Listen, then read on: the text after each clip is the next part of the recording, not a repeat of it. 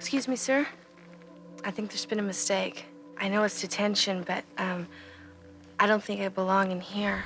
John Hughes obviously drew a lot of poetic inspiration from Molly's performances, and at some point he lets her take over the character.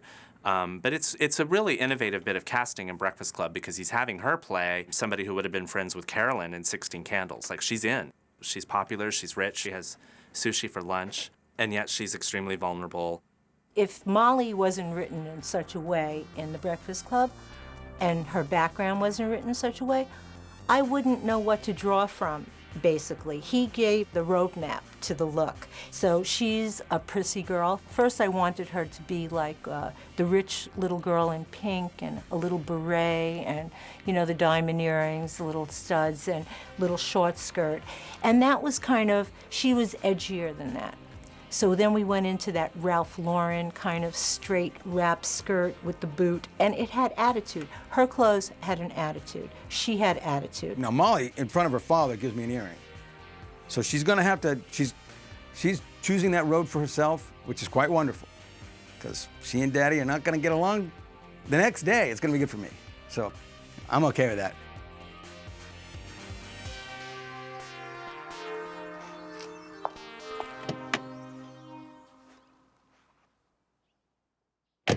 I think that Molly gets really unfairly tarred with really owning that character in Breakfast Club too much. I mean, I think she was doing a lot of acting, and she brought a lot of herself to it.